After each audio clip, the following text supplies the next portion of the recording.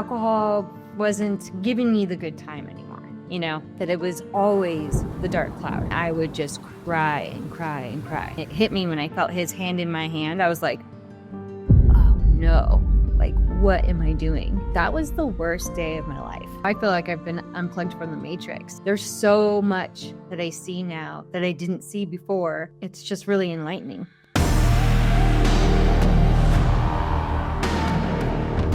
I have Tammy with me today. She is 7.5 months sober, and we are going to hear her story. All right, Tammy. So take us back to the beginning. What was your reasoning of quitting drinking? My reasoning was I started, I remember my first drink was at 13. And, and so I've had, I'm 38 now. So I've had a long career of drinking. And I finally just kind of got to the point where I just realized that it just wasn't as fun as it used to be. I'm just pretty tired already as is. And and my son is getting older. He's 10. And I could tell that it was really affecting him and our relationship and my husband and our relationship. Mm-hmm. And so I just thought, you know what? It's okay to grow. It's okay to grow out of drinking, partying, to mature, move on. Right? Oh my gosh, so true. Yeah. And, but it took a long time for me to realize that, drinking, it didn't have to be a part of my life, that I could stop, that I could grow out of it, that I can actually mature and be like, yeah, I did drink. It was fun.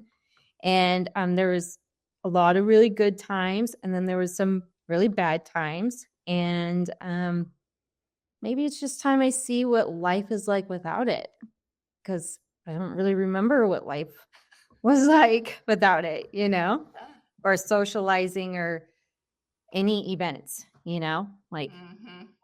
How do you go to a wedding? How do you go camping? How do you go to Disneyland, How do you mom life without the mommy wine culture? I mean, it's just like how we're just bred. I mean, you started at 13 and it took off. Yeah. And, when I started at 13, I really hit the ground running, I just remember I was sitting at a table with my best friend Jody at the time, and we got into her grandparents' liquor cabinet, and I had this big bottle of vodka. And but before we had even planned on, let's see what alcohol tastes like, we dyed our top ramen blue, which was a terrible idea, right? So I think you see where this is going. So yeah, I was taking this magazine quiz. It was like Teen Vogue or something, and it asked those questions like, does he really love you? Answer A, B, or C, and then you calculate the results at the end and you find out if he really loves you. Do you remember those? Like those magazines? Yeah. And so my friend Jody, she was asking me these questions, and I was just, and it was like my first experience with drinking, and I was just taking shots. Yeah. That's a red flag, but apparently you don't see red flags when you're 13, Nope. No. So. Did he love you though? I don't remember. So yeah, so I dyed my top ramen blue. Things came out. It was a crazy, first time experience. I remember the second time I got drunk.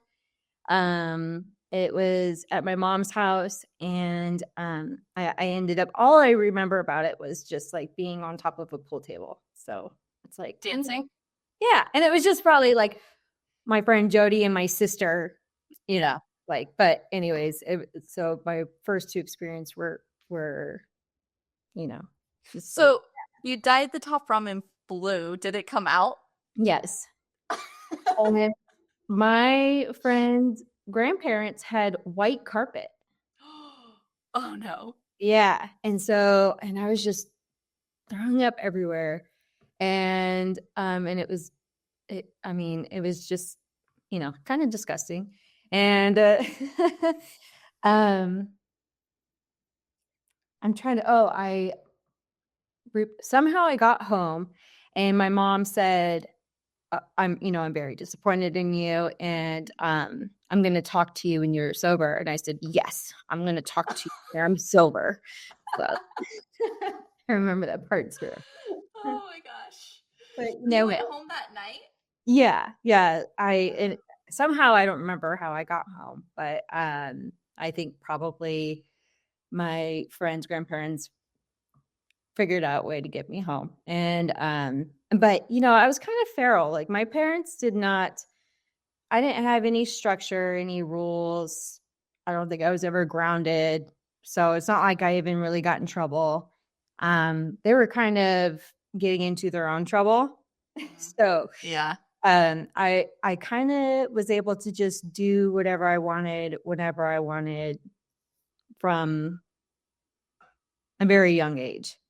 And I took advantage of that. Yeah. I hung out with people that were older than me. There was a lot of, smoking weed and It's our drinking, generation. partying. Yeah. And that just went on for years and years and years. And, I just remember when I was like 16, 17, always going to house parties. That was my favorite thing to do, was just going to house parties and getting really, really drunk. And I would trying to keep up with the boys, and take probably like 10 shots Oh, of vodka, and just like going nuts, and um, just thinking that I was like really tough and one of the boys. And I mean, I had some good times, but I literally just posted something about how, because I'm reading Quit Like a Girl, and she mentioned how she drank and was impressed with herself that she could keep up with the boys and not drink the boys. So I'm like, that was me. Like, I wanted IPAs because the boys were drinking them. Like, it's so weird that we try to keep up with the boys and then turns into a problem. yeah, yeah. And yeah, and so that just went on for years and years. And then it got to the point where, I had my son, and it really slowed down after that. I wasn't going out and partying and taking 10 shots, or, but it got to where, making dinner, opening a bottle of wine, turning on music. Now it's me time. Don't bother me. I'm in the kitchen. I'm cooking, and I would say I'm just gonna have 2 glasses of wine, and then I would look and like the bottle's gone. Yep. And even sometimes I would even like sneak a shot or 2 and maybe have a beer. But those were like the wild times, like a lot of times I would just really have like a half a bottle, which is still a lot, but Well, I mean, my theory was it's red wine. I don't know if it was white or red wine, but red wine, you have to drink the whole bottle because you can't let it go to waste. right. There's some reason sober people out there. You can't waste it. That's Exactly. is whole jokes. But also, like that whole, I've been talking about this a lot with people. Like that mommy wine culture is so big because we as moms, like there's wine yoga. I mean, like literally, like it's okay and acceptable for us to drink wine, like it's going out of style because it's wine. Mm-hmm. Like it's glamorized, it's acceptable. You can be shit faced in your kitchen cooking dinner because it's wine. But if you're taking shots, that's a different story. Right. It's Yeah. so And I thought that I was like, okay, I'm getting, I'm fine. Everything's fine. I'm not like going out. I'm not taking shots. I'm not going to bars. I'm just sitting in my home. I'm making dinner, and I'm cleaning up after dinner too. yeah. And I'm happy to do it just so I can keep my drinking going. But I like have the appearance of like looking responsible, I guess, because I'm like cooking and cleaning. But it was also kind of sad too, because I would kind of I realized after I'm only 224 days in, but I realized that I was drinking to escape, Yeah. for me time. It was like, don't talk to me, leave me alone. and so, yeah, and it just wasn't a good thing. It wasn't nice to like take that time, like with my son, he'd be like, okay, mom's turning on the music, and it's like, I kind of feel bad for that, but I think it's great for him to see. I mean, he's only 10, but I think it's great for him to see like what the difference is, I guess, now, because now that I've been sober for, 7.5 months, he tells me all the time, he's like, oh, I love it. Yes. I love that you don't drink anymore. And we started running together. He loves to run, and we started. He's training for a 3-mile marathon, and I just spend so much more time with him, And when he comes into the kitchen now, I'm not like, Right. just time, you know. Oh my gosh, I feel like you're speaking my story. Because yeah, they like even though he's 10, he recognizes it. My daughter is 8 and she recognizes it. It's like, I never want you guys to drink again. I'm like, I don't plan on it. But it's sad that they even have to say, like, I like you better sober. I'm like, you really realized that? That's kind of disgusting. On my part. Yeah. Yeah, and you don't even realize because, there's actually so much you don't realize when you're out. I feel like I've been unplugged from the matrix, like Yeah. there's so much that I see now that I didn't see before. It's just really enlightening, but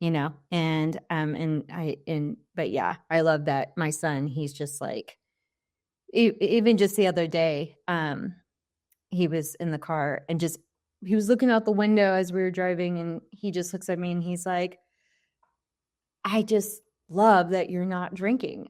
Oh, You know? Yeah. And I don't think his dad and I, we didn't, it's not like we argued a lot, or it was, I don't think that I don't really know how much it affected him, right? But nothing terrible happened. Well, except for how everybody has their moment. What is it? Um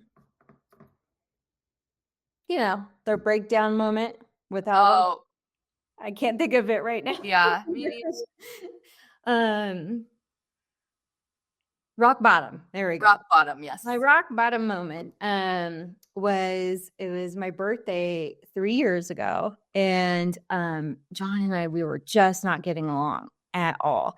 And of course I was like, it's my birthday, so I'm going to drink. I'm going to have so much fun. And but sometimes I could turn and I can see red, Yeah, same. And so I did, and and I just lost it. And I was just telling John, like, I'm done, I'm leaving you. And I was crying. And guess what? I was holding Jameson's hand, like my son, as all this was going on. And so I know that day had an impact on him, because I remember I was just like so drunk, and it hit me when I felt his hand in my hand. I was like, oh no, like, what am I doing? And so then I tried to clean myself up and try to like get my act together, like instantly, and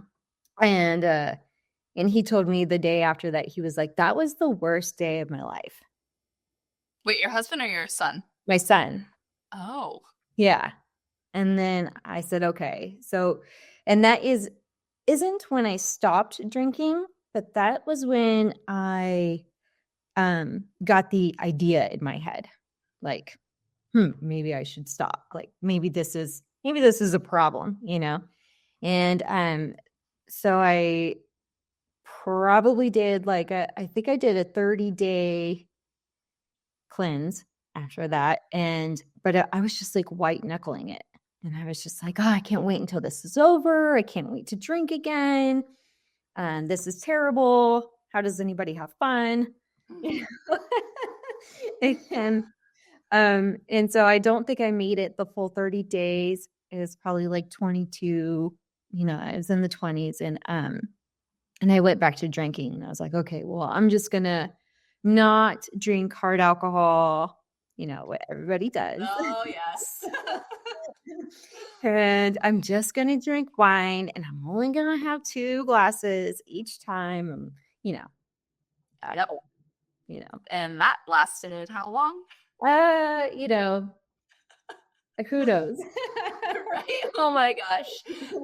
It's so true. Like we have these like moments of like complete and utter like rock bottoms or like being a complete psycho bitch. And we're like, oh, we aren't gonna drink because our husbands are so mad at us and our kids were affected. And then so we take like a couple weeks of not drinking and then we go right back to it. Yeah.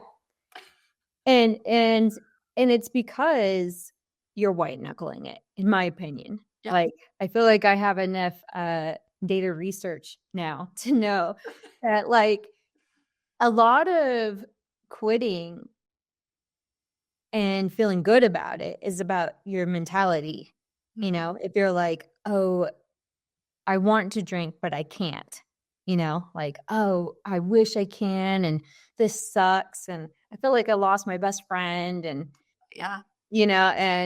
when you have that mentality, I've realized chances are you're probably going to go back to it, and, and I really focused on changing my mindset because somewhere along the line, somebody told me that it's when you realize that, like, you want to protect your sobriety at all cost, like it's something that you want and that you want to protect, and that's when you have a chance, but when it's like, oh, I wish I could, but I can't, then chances are it's maybe not going to work out. So I really honed in on just changing my mindset as to it's not something that I want to do.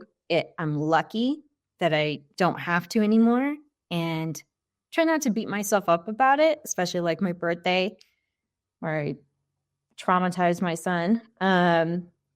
And just, so I had to go to that place to get to this one, Yeah. and but yeah, my mentality now is just like, thank goodness. I'm so glad I don't need to drink anymore. I don't want to. I had good times, I had bad times. And if there's wine in my fridge right now because John still drinks, and it's a brand new, unopened, and I know it's a good bottle of wine. you know? And we got it for Thanksgiving and for John's family, but we ended up not opening it. So it's still there. And I'm like, okay, well, we could take it over back to his family's Christmas. Yeah. As and but it doesn't even bother me that it's there. I'm just like, I don't want it. And So the day that you decided to quit, what was happening right before quitting? okay, so the birthday with my son, that was what triggered the idea. And then I had a few miscarriages, and it was after those miscarriages when I would drink, it would just open the floodgates. I would just cry and cry and cry. And so then I realized that alcohol wasn't giving me the good time anymore, that it was always the dark cloud. Yeah. In most cases, and so when I was like, okay, well, now when I'm drinking, I'm not having any fun. I'm just sad. And then I have a hangover. Yeah. So it's not serving me, and that was another reason. But when I just want to clarify, like, when I was pregnant, there was no drinking, and the best multivitamins, and I would try to go walking every 30 minutes to get the oxygen, the airflow through the blood, Yeah. It's that first pregnancy, do everything by the, the book. Yeah. Yeah. And so I really, really tried, I wanted to give Jameson a sibling. And And so then that was just another like, okay, now drinking just seems to upset me, Yeah. and I'll like hear a song and like just start crying, and and then I was going to a work party and I had to get a hotel room. And I told myself, okay, I'm gonna go out to dinner with one of my colleagues. And and I was like, and I'm just gonna have 2 glasses of wine. So I ended up having like 2 cocktails and a half a bottle of wine, which was, I mean, a lot more than I planned, but I've done worse before. And Right. but the thing was is that I couldn't sleep the whole night. My heart was just like pounding, and I think it's from the sugar of the alcohol. Mhm. And my heart was pounding, and I think the cortisol levels, like the stress hormone, was just spiking as well. And I stayed up the whole night, and I had to go to this big work conference with like 100 people and do it hungover with no sleep. And I was just so disappointed in myself. Oh, man. I was just like, gosh, Tamara. So it was probably like 2 o'clock in the morning. I sat up in the hotel bed and I was like, what are you doing? Like, how many signs do you need? You know, like it ruins your sleep. It makes you depressed. It can, every now and then I have a really good time, but I'm for sure going to have a hangover, even if I do have a good time. So it's just not benefiting me in any way, in any aspect of my life anymore.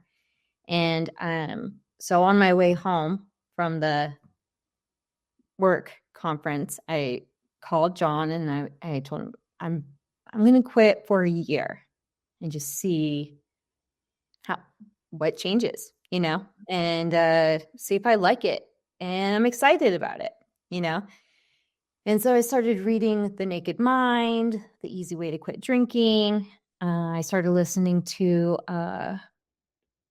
instead of going to AA or anything, just I was just studying not drinking, and I became obsessed. I became addicted to not drinking. Yeah. you know? I feel like a lot of people don't realize that podcasts and books help so much if they would just take 10 minutes. Like, I listen to podcasts while I'm in the shower, and it's like, holy crap. I'm like right now I'm listening to Quit Like a Girl, and I'm taking so much from that book, and it's only like 10 to 15 minutes a day. Yeah. And so much is like, haha, like aha moments. I'm like, oh Yeah. my gosh. Yeah. Yeah. The Naked Mind, Easy Way to Quit Drinking. I have a few other ones. I can't remember, but Recovery Elevator, Recovery Happy Hour, um, just podcasts, and of course listening to your podcast and all your stories. And I We just really do have like very similar like backgrounds. yeah. I've listened to, a lot of your podcasts, and I'm like, same girl, same. It's crazy. Yeah. Yeah, I feel like a lot of the stories are very similar, but they're also different at the same time. Yeah. And I felt like I I feel for the gray area drinkers because it's impacting their life enough to where like they're thinking about it, but they haven't hit a rock bottom, so they're like, um I mean, society tells me to keep drinking, so, Yep. and it's just like that gray area, and I just want to take like those people and just be like, it's so much better. It's like, I know that you don't drink like a ton, but just drinking at all, it impacts your life in more ways than you even know that you even realize, and I just talked about this gray area, and then I also just did a post about people saying, well, I didn't have a problem like you. I don't have a problem like you had a problem. It's like, but I really have never seen these people not drink. Mhm. So I'm not drinking anymore. So I can see that, yeah, you do have to have a drink at every single function. You're always like, what are we having to drink? You get a drink here, you get a drink there. You always have a drink in your hand, but you tell me that I had the problem. Yeah. I mean, and then like society just, that's all it is. It's drinking, drinking, drinking. And this gray area is so detrimental. Like maybe I don't classify myself as an alcoholic. I definitely was that gray area drinker, and I had a Mhm. problem with alcohol because I couldn't and have an off switch. Yeah. But I wasn't physically dependent on it. No. But it affected my life. Like a lot of these gray area, I love that you mentioned the gray area because it's people don't realize that if you can just like get to that like other area, it's so much better. It's so much better, and you just really have no idea, and I feel like I'm finally just, like, I'm getting to know myself, because I started drinking at such an early age, um, that I feel like I never really took the time to be li to think, like, "What do I want? What do I need? What do I see my, like, future Tamara?" You know? Like, who do I want to be? And, that I don't have it all together, but I could if I work towards it. Like, I'll never have it all together. But Let me know when you figure that out, though. yeah, yeah. But I mean, I've already taken such big steps. Like, I just love waking up every morning feeling good, no regrets. Um, just being there for my son and all the energy that I have, all the extra time that I have. And I'm already kind of like a ADD kind of gal, like I have so many ideas all the time. And I want to do this and I want to do that. And it changes from like every month. So, so when you were drinking, I I don't know if you watched my video on it, but I talked about ADHD and alcohol, and I feel like I used alcohol to help calm me down and like see if I could focus more, and it defeated the whole entire purpose because it never helped. Yeah. Well, It's I've the been, overstimulation. yeah, Could get overstimulated. yeah, overstimulated, but not having the energy or the motivation to do anything about it. Hmm. It's like now I can have all these thoughts racing and all these things that I want to do. And I'm like, well, I'm going to go do it. Yeah. I'm going to give in to the ADD. Yeah. Well, that's Exactly. fair. It's like, if I want to go do this, I'm going to go do it now, and I can. And I'm telling you, like, I need to save every brain cell that I have, and it's like, Okay. I, I gotta, I just want to take care of my brain. I just want to, you know, It's learn. terrifying how much alcohol affects our brain. Yes. I was like, I already have a problem with focusing and attention span and like retaining Remembering. information. Yeah. And I'm like, holy crap, like alcohol. I always said it was mommy brain, but no, it was literally alcohol brain. Yeah. And I'm bad enough Yeah. to work. Same. Like, I don't need alcohol. I don't need alcohol's assistance. So I literally we went to this winter thing the other night, and it's next to the old prison here, and we went to a function in October, and they did a tour of part of the prison, and I asked my friend, I said, do you remember what they said about that thing, the one of the guard shacks or whatever? And she's like, oh my gosh, she's like, no. She's like, my ADD is so bad, I cannot. I'm like, so is mine, I cannot retain anything. It's so terrible, and alcohol did not help. Yeah. Yeah. I'm always walking into rooms like, why am I here? Right. So bad. People are, yeah, oh my gosh.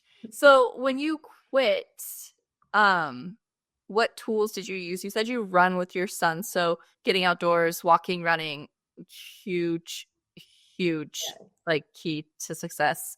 But what other like things did you do besides the podcast also? Yeah. So running, walking, podcast, all major for me. But also I've been having a lot of fun with finding seltzer drinks. like they have, I think it's called onyx, and it's like with lion's mane and like reiki mushrooms, and it's supposed to give you like energy and like Mm-hmm. get you to focus and all these things, and they taste really good and they're bubbly. And so when I do go to social gatherings, I just have my own ice chest with all my fun drinks, and I have a variety. And because I still like to stand there with a drink in my hand, and just to kind of feel like, hey, you guys are drinking, and I got lion's mane. You know. And for the first month or so, I was putting CBD tincture into my drinks. And it doesn't make you like high or anything. It just makes you like your body, I guess, relax a little bit. And I just put like a couple drops just to feel like I was like doing something. I don't know. Well, I guess living in states that you can get your hands on some of that stuff a little easier, because I know like somebody in Oregon, they have like these type of infused seltzers, and I'm like, oh, that'd be kind of cool to try. I doubt I'll find it in my state, but Mhm. I would like to try them. But yeah, there's so many options. Yeah, yeah. And just so many fun, like little ways to, and I feel like when it comes to like the CBD, like I almost feel like I did it for other people. So if I opened up my seltzer and I'd be like, see, look, a little bit Oh of my gosh, CBD, yep. then they would be like, oh, okay. So, all right, we're good. You're still cool because you Yeah. still have some kind of substance. Yeah. And so I felt like it took me a minute to realize this. I'm like, actually, I'm doing this to what other people at ease. CBD isn't THC, so Yeah. mind blows me. Like, oh my gosh. Yeah. But it just made them feel better. Yeah. It was just like, oh, okay. So Tamara's wild. Okay, so you saying this reminds me of I've just read this part or listened to this part and Quit Like a Girl. She was quitting drinking, but she still like smoked or took a gummy, I don't know, whatever. And her friend was like, oh, you still do get wasted, just not drunk. I'm like, what? So you're still cool because you get like wasted a different way? Yeah. Like that's not supportive. No. No. No. And whatever helps, like I don't know. Like I don't think like you should, I mean, and I don't think that I should. I'll say that. Okay. So like, okay, so since I've quit drinking, I'm like full on addicted to coffee right now. And I drink way too much coffee, and I'm like, you know what? That's okay. I'm gonna get down on my coffee, and then I'll work on cutting down on coffee maybe in 2025, But I was right. I was right there with you. I mean, obviously, like I'm 17 months tomorrow, but I solely relied on coffee so much. And I remember a lot of people saying, whatever gets you through, you just do it. You do it is best for you. Yeah, drinking coffee all day long probably is the best, but that affects your sleep just like alcohol, but it's keeping you away from alcohol. Yeah. But then it's like people are like, it's still an addiction. Whatever. It's not alcohol. Yeah, and I'm like, yes, I'm gonna work on that to where I'm just back to like my morning cup of coffee, and but for now, it's fine. I'm not ignoring my son or seeing red and wow. See, I love how you said it, not ignoring your son and you're not seeing red. That is exactly. I feel like I ignored my kids way too much and I saw red quite often. Yeah. And how many of us actually admit that? Oh, yeah, and I have, no problem with admitting that yeah, it just took me to dark places in the end, And it was almost like I could see the dark cloud coming, And I was just like, "Oh, here we go," And I was either gonna cry or I was gonna be mad. And then every now and then it was a really good time, But it's like now I'm having good times, but I'm having good times running, paddleboarding, going to the park, going on adventures, like there's so many more ways to have fun. Like I'm still having fun. And so sometimes at gatherings, family gatherings with friends or whoever, they're like, oh, well, you're not that fun anymore. You're not. Oh my Yeah. gosh. And so are you really not going to drink? Like you're not going to party? And I'm like, well, first of all, I never really did enjoy the bar scenes, and but I am having a lot of fun. I'm just not having fun getting wasted with you.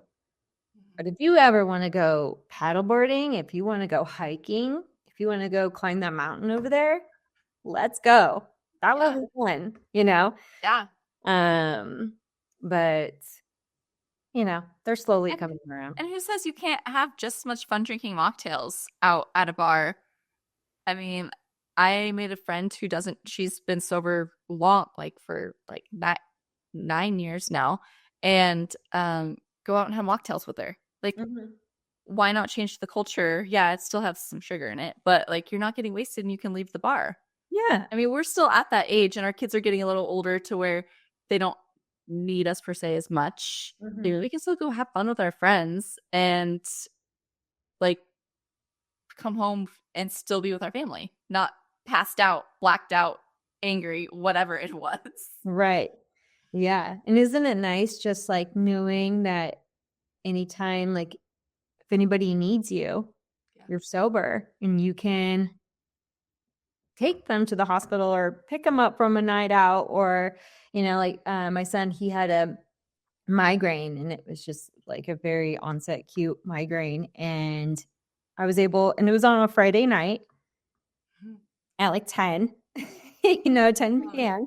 And like typically I would not have been able to put him in the car and take him to the hospital, and I would have just been like, oh, here's some baby Tylenol and I hope you're okay because I don't want to get arrested because I'm drunk,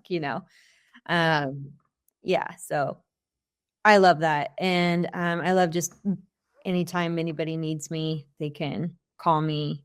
And I offer my friends and family, if you need a ride home from the bars or anything, please let me know. I even have like a little taxi hat that I'll like lift. Oh, that's cute. Have things changed with like friends and family since you quit drinking? You said they make comments, but I haven't lost any friends and they're all pretty supportive, that we're all like in our 40s and they're just kind of like, yeah, I'm tired of it too, like I'm still going to have drinks, but yeah, it's not that exciting anymore, and so whenever I'm around them, it is still a bit difficult for me to be around people when they are drinking a lot. So usually I'll just come in, hang out for a few hours, and I'm like, okay, I'm gonna leave now. Nice to see y'all. Once I start seeing the gloss go over their eyes, I'm like, they're not gonna care that I'm leaving anyways, uh but with family, it seems like they've had a little bit of a harder time, because that was how we came together. yeah. We came together by drinking, getting wild. My parents, they still like to party. And my brother's sober. He's been sober for about 5 years, but Oh, wow. he had issues with like drugs and, a lot of other things along with alcohol. But I remember a couple years ago, I was hanging out with my mom, my dad, and my sister. We were all drinking, and I woke up and I had the biggest hangover, and I just felt terrible, and we all did. And my brother, he like pulls up in his car and he comes into our house and he's like, "Hey guys, what are you guys doing today? How's life?" And we're like, "Ugh, get out of here with your positive attitude," like Yeah. we're hungover and we're probably not going to be doing much besides like eating cheeseburgers and watching. Pizza. Yeah. And but I just remember looking at him and being like, I want that. Like, I want his life, you know? And so that was an eye opener for me. It's But just he had a moment, I'm sure, that got him sober too. oh, So a lot. Many, many moments. You should come on your show. send him my way. He puts my story to shame. But, it's really inspiring now, and now we can kinda talk to each other and so about it. So there's three of you, a brother and a sister and you. Yeah. Yeah. And he's the one, well, now you are, but like he was the only one sober for several years. Yeah. Wow. Yeah. And, I didn't even have an idea in my head, like, oh, it was just that gray area thing. I was like, "Well, I'm not as bad as he was." Right. And, Oh my gosh. like, because he would just crush and burn so bad to where, like, he's lucky he's alive, you know? Yeah. And so it's like, "Oh, I'm not as bad as him, so life's all good," you know? And, but yeah, he's definitely inspired me just seeing how his life turned around and how much energy he had, and I was just like, "Tell me how you do it." He was like, "Go to AA," and I'm like, It's scary. I was like, "I don't know about that. I'll read a book." Right? Oh my gosh. It's funny that you mentioned that your brother's sober and obviously he has a past, but growing up, my family, my brother was a pot smoker. He's a pot smoker and it's like tobacco, whatever. Now it's vaping, everything, but like cigarettes and pot. And I was still always the bad one because I drank. Mm. Like it's so twisted. Like, Yeah, oh, he just smokes pot. Megan gets wasted. yeah, So what? I know. And well, I think it's because what alcohol can do, right? It can make you angry. It can make you overreact to something. It could make you do or say outrageous things. And I feel for like the most part, like stoners, they're just kind of like, ugh, conflict, ugh, like I'm out of Yeah. here, you know. Um, and that was another thing that bothered me is like when I was drinking and like if my partner and if we got in an argument, I would have very valid points. Like I was likely in the right, but because I was drunk, all my valid points were out the window, Yeah. and and it just I don't know. I don't know where I was going with that, but I think that, the reason why is because what alcohol can make you do. It's a drug. It literally alters, it messes with you so much. Yeah. I So mean, those of us that see red. So in your 20s, what type of like how long have you been with your husband? Did you guys get together because of drinking and like your relationship was uh like revolved around drinking and then well, you said that he doesn't drink that much, but yeah. like I'm assuming you met because of alcohol or alcohol was a part, you can correct me obviously, but um going from then to now, what is it like? So we've been together for 20 years. Wow. Yeah, he asked me to be his girlfriend 2 days after I turned 18. Wow. Um, and yeah, there was a lot of alcohol involved. We've gone to many, many parties. We lived on Yerba Buena Island in San Francisco where we had a bunch of friends that also lived on the island. So it was just a big party island for years and years and years. And but now he still drinks and it doesn't really bother me. I think he's going to come my way. I think he's probably going to stop maybe 5 years down the road. It doesn't matter. It's his timeline. But a lot of times, like when we are with our friends and I see him getting a little intoxicated, I'm like, thanks for reminding me why I don't drink. you know, a lot of times when I see people drinking now, I'm just like, thank you. I actually needed that little dose as to why I'm not drinking anymore. So a lot of people ask, could I have quit if my husband didn't quit, or I quit after my husband. So it doesn't affect your relationship, like, and that's what keeps you strong is looking at like, that's why I don't drink. Just It doesn't really affect our relationship because he doesn't drink all that often. He will on like special occasions, you know? And there are times when he is drinking that I'm like, ugh, so annoying, you know? Mhm. And but it doesn't really bother me because I'm doing it for me, you know? Yeah. And I'm Like kind of you're glad. doing it for yourself, Yeah. nobody else. Yeah, and I'm glad that I'm doing it for now on my own because it just really solidifies that I'm doing it for me, you know? That um that I didn't do it because, oh, John asked me to or wanted me to, even though he did suggest it a few times, you know. Um but yeah, it's just more of like I kind of want to do it for me now, you do your thing, and then if down the line you want to join me, I got a ton of tips and tricks for you, you know.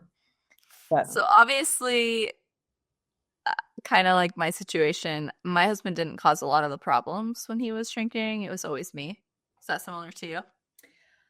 I would say that it was kind of 50-50. I would say. I definitely didn't re- react in the way that I do now. Like now I can sit back and analyze, and now I can like be like, okay, we're going to address this later, you know? Um but yeah, we both just a lot of times just kind of clashed, you know, when we were both drinking. And that's why I think when I did drink, I would just pretty well just try to stick to myself. Like, Mhm. I'm in the kitchen. Don't, like, let's not even communicate that much. You know? Right. Oh my gosh. Yeah, because, and especially if he was drinking too, it got to the point where it was just like, all right, well, maybe if we go out, like, there'll be nights where, like, if you're drinking, I won't. Or if I'm drinking, maybe you don't, just to see if that kind of keeps the peace some, you know? But Yeah. Well, for some of us that are reactionary, Mhm. um, and then I don't know if your husband likes to instigate, Yes. and then it just does not go Yes. well. Yeah, and just like puts and pokes, Yeah. and then if I blow up, then it's like, what? And I'm like, you've been antagonizing me for like the Yep. past, and so I don't know. I feel like I sound like I'm crazy, but Yeah, it's definitely 50-50. I get that. It's like a total here it is. yes. They poke, we react, and it just is Mm. not a good combination. So, if you like I have several people that are trying, that reach out to me on a daily basis and like I can't do it. Like, how do you do it? I cave into the urges and I use it for stress. What would you recommend then? Like, what is your, I mean, you're 7.5 months, you did it, you switched your mindset. Like, what is some advice that you could give those that are still struggling? Like, they just can't get past that urge or that mindset. I think a big step is to, when you wake up in the morning, say, I am not going to drink today. I'm not. It's not, oh, I hope I don't, or I hope that something doesn't trigger me so that I do, or, you know, um, I'm really going to try today. Like anytime you say that, you're leaving the door cracked for the Mhm. possibility of drinking. So what really worked for me was, when I would wake up or for like the week, I would say, I'm for sure, no matter what, not drinking this week. Nothing's going to make me drink, Yeah. nothing can make me drink but me, and I'm not doing it. And just don't leave the door cracked, and then any social occasions and, like a wedding or a birthday party or a barbecue, you just go, I'm going to go to this party. And no matter what, I'm not going to drink. And just keep your word and take your fun seltzers, you know? Um, I've heard, I'm kind of trying to start to meditate, but maybe just, go in just like with the mentality, I'm going to go in, I'm going to be relaxed, I'm going to be open. I'm really going to have some great conversations with people now because I'm not drinking, and, um, and just go in there with your intentions, start your day with your intentions, and that's even something that, John and I do now, like whenever we're going to a party or doing anything, we set our intentions for that. It's like, well, we're going to go there. We're going to be friendly to each other. We're going to respect each other. And, we're going to be a team, and we notice that going into situations with a certain expectation or intention, it just really gives you a path, and so I think that that's a big thing is, stop leaving the door cracked to get that drink in, because if you're like, oh, I hope so, you're going to find a reason, and you'll stick into it. And if you feel the urge, just take a minute to yourself, and just walk away and maybe just like walk around the block, or and just like take some time to just be like, I know that you want to drink right now. I know that you feel socially awkward because you're learning how to socialize again. It's a whole new playground, basically, you're trying to figure out how to do everything sober, as you did everything with alcohol. Every social interaction involved alcohol. And so giving yourself grace too, like if you walk away from a conversation, it's like, oh, that wasn't my best performance,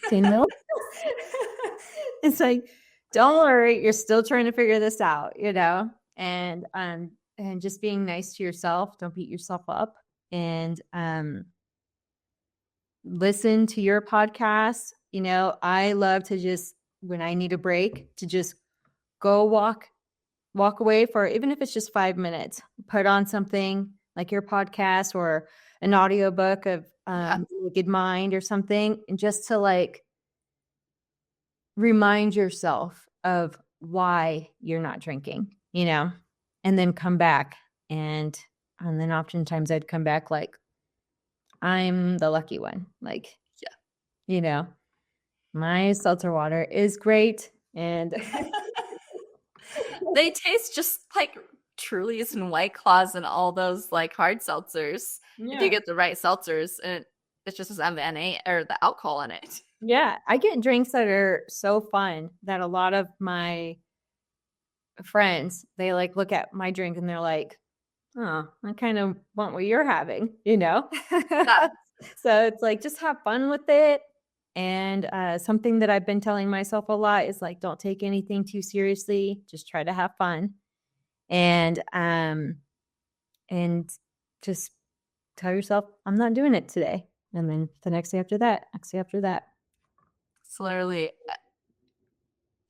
each day is a process. It is. And yeah, just being nice to yourself is just the best thing that you could do, because you're just learning how to do this whole life thing in a whole new way, and it's scary at first. Yeah. And if if you don't want to go do something, if you're like, I don't really know about going to this barbecue, I just feel like I'm having a high anxiety day, and then just don't do it. You don't have to appease anyone, And say no. Yeah, you could say no. And and also I would say for the first couple months, I was like kind of ashamed, like that I wasn't drinking anymore. Like I felt like insecure about it. So when people would say like, oh, do you want to drink? I'd be like, oh no, like, I'm not drinking anymore. Now I'm like, no, I'm not drinking anymore. Like, Yeah. and I'm proud of it. Like, be proud and, just, and I think it just really closes the chapter when you're like, nope, I'm not drinking. And Why do we find shame in not drinking? I don't know. I think it has a lot to do with how we want people to perceive us, like I don't want like, oh, they're not drinking, so they're square. Like I remember thinking about that about people who didn't drink. I'm Yeah. like, oh, well, you must have no fun. Right. We will never be friends, and Like, and I don't like, hang out with this person. yeah, I'm like, what would we do, Yeah. and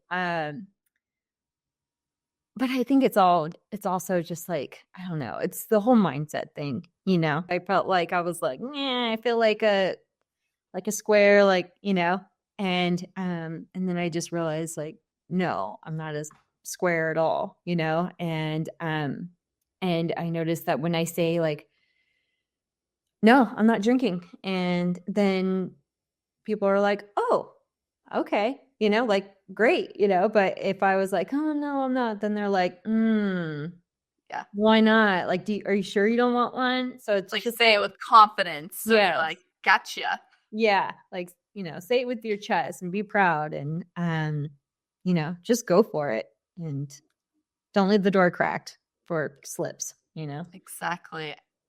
And if you do slip, it's also not the end of the world, Like what I did is, the morning of when I stayed up the whole night before the work conference, I wrote down how gross I felt, how tired I was. I wrote down um how ashamed of myself I was, how I was going to have anxiety all day and probably a couple of days following. And so that anytime I was like, drinking is not so bad, I would look back to that and be like, oh yeah, now I remember what it did to me. And Yeah. so if you do slip, use it like in the naked mind as a data point, like to be like, well, did you have a good time? Did you like it? Did you have a hangover? How did it make you feel? And just use it as a guide to go again, just keep going until it becomes just, it's not even something that I really even think about too much anymore. I used to be addicted to not drinking the first couple of months, like, how am I going to do this? Read all the books, go on all the podcasts. Now I just kind of do it for fun because I like hearing people's stories. Yeah. But and sometimes just as like therapy, you know? um, but it's not something that I think about daily anymore. It's not something, and I feel like for everyone, it will eventually get there. Just takes And time. you just got through your first sober Thanksgiving, and now you're pushing your first sober Christmas. Mhm. I mean, obviously since pregnancy, but um, like, Yep. how did you get through that? It was pretty easy. It really Good. was. Yeah, because I had my fun drinks, you know, Yeah. and I remember sitting at the Thanksgiving table, and uh, John's family was passing around the wine bottle, and everybody was refilling their glasses. And I didn't even really think about it. I wasn't ever like, oh, I wish I could have a glass, or I wonder if it's good. And I didn't even think about it until the next day that I was like, wow, I didn't even really struggle at all, which is pretty cool, you know? Yeah. But I think I You were prepared because you had fun yeah, drinks. yeah, I had like my lion's mane, bubbly, Yeah. and they also have just so many cool non-alcoholic options that aren't even like, beers or anything like that, that are just like vitamin B12, Yeah. like magnesium, and just so many different. We call magnesium what the chill the F out. Yeah, yeah. Exactly. And it just kind of makes me feel like it's for me, I'm like, even if it's placebo, it works for me. I'll take the Yeah. placebo. I have told people that I finally had my first NA champagne, and I was telling my friend because I took it to the cabin and we sat in the hot tub, whatever. And I was said it's definitely a placebo effect because I felt like giddy on it. Maybe it's just all the sugar in it, but like it's definitely a placebo effect. You put it in that fancy glass, you're drinking something fun. It's Yeah. still like I don't know, but you're not wasted. Yeah. I'll placebo it up. No. Exactly. There's no Exactly. placebo hangover. Hangover. Exactly. Yeah. Yeah. Oh, So just get your fun drinks, have fun with it, be positive, and say it with your chest and just represent. And people will slowly start to follow. yes, I like represent. Oh my Yeah. gosh, so true. That's Yeah. powerful. Like It's this. empowering when Yeah. you can say, I'm not drinking, I'm drinking this instead. And you're the one that gets to wake up in the morning feeling absolutely amazing, and they all have to suffer. Yeah.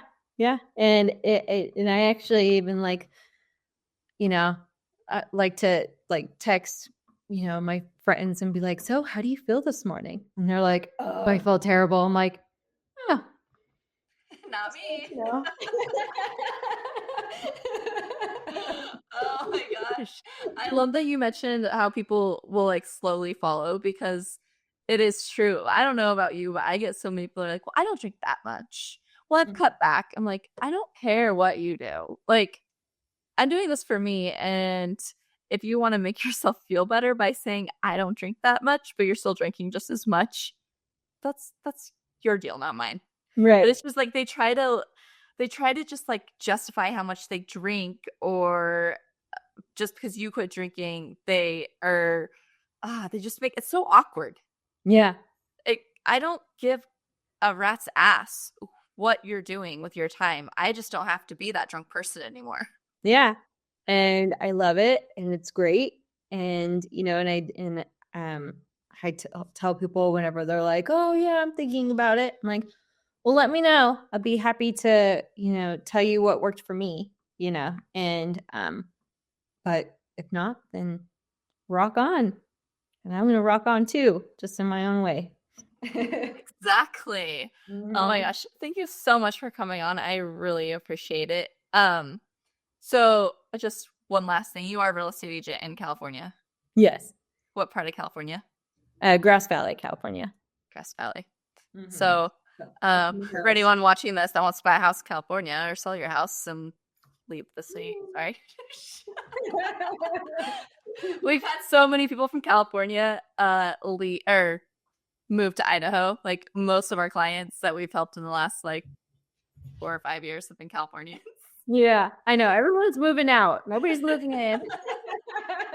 So you get a good deal on a house. Yeah. You're a real estate agent too, right? Yeah.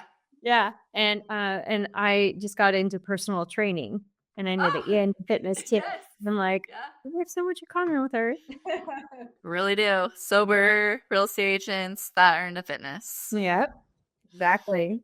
Oh my gosh. I really appreciate you coming on. And I know it's always scary telling your story, but I mean, everybody's story is unique. And I was just telling the last lady, I said, maybe somebody isn't gonna be inspired by my story, but they're gonna be inspired by like your story. Like it Yep. just takes that like match of being like, oh my gosh, she did it, I can do it. Yes. Even though they might be very similar stories, but Mhm. I mean, we all got a story. Yep. We all have a story and they're all unique. And yeah. And it's a beautiful life. And I just highly recommend it. And Yes, there's nothing better.